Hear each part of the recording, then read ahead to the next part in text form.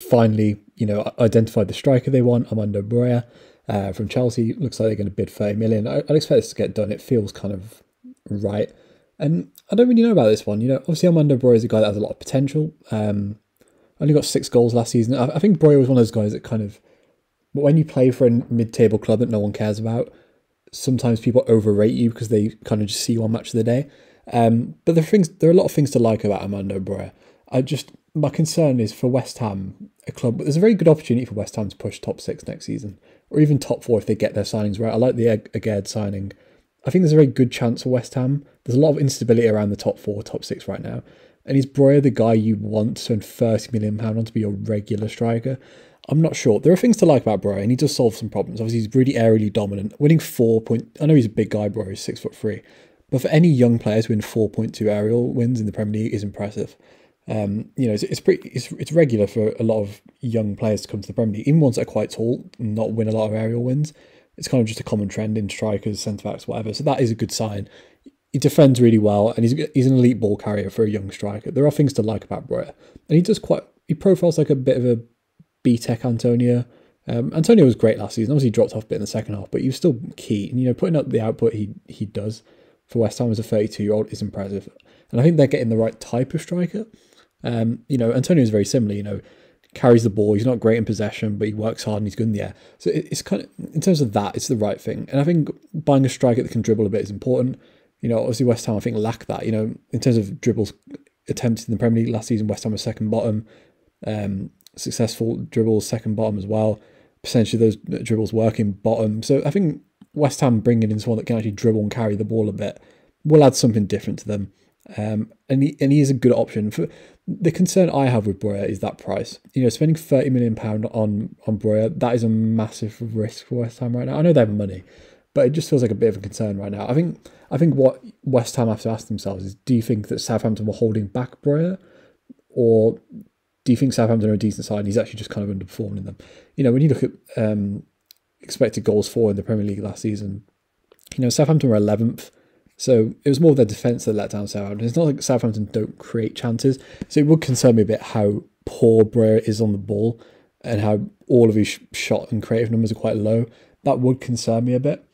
Especially if Broja is, if West Ham are buying him to be the out-and-out guy.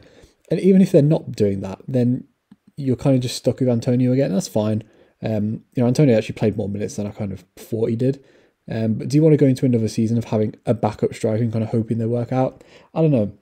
There are things to like about this. Broja profiles like Antonio. He's a good age. You trust Moyes to develop a kind of player like this, with his physicality. I trust Moyes generally. Obviously, Agüed coming in is a good signing, so that'll help the defence. I don't think Southampton do play kind of similar to West Ham in terms of like quick transitions or whatever, but West Ham will just help Broja get more chances.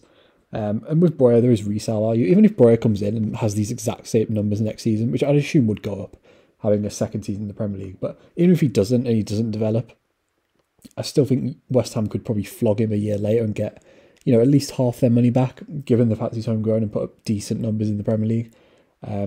So that's always a positive. And I think he does solve their issue of West Ham not really having enough dribblers.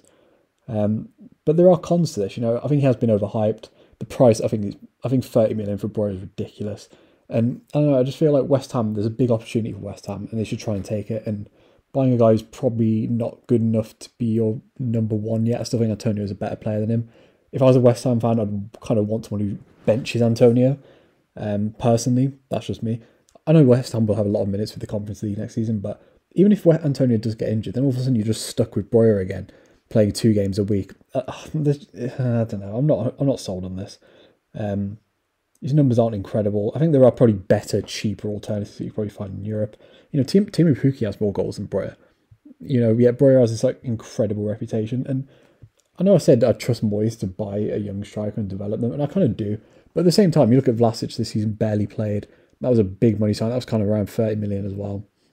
And obviously Ben Rama looks like he's going to leave as well. And I know West Ham fans are unhappy about that. Moyes clearly doesn't rate him either. So this is a big risk for West Ham. I think it's one just about worth taking, but is this going to solve West Ham's problems? Is Broja for £30 million going to get West Ham into top 6, top 7 next season? I think he'll keep them in the top 10, But unless West Ham do some madness in the next few weeks of the window, I can't really see West Ham pushing top 6 personally, with Broja and Antonio as their only strike options personally. But yeah, feel free to tweet me and tell me I'm an idiot, but I'm not 100% convinced about this Broja transfer. If this was 10 million, 15 million, 20 million, even just about 25 million, I'd be okay with it. But £30 million for an opening bid, I'm not 100% sold on that. But feel free to tell me I'm wrong. If you enjoyed the video, subscribe to the channel, like the video, and yeah, peace.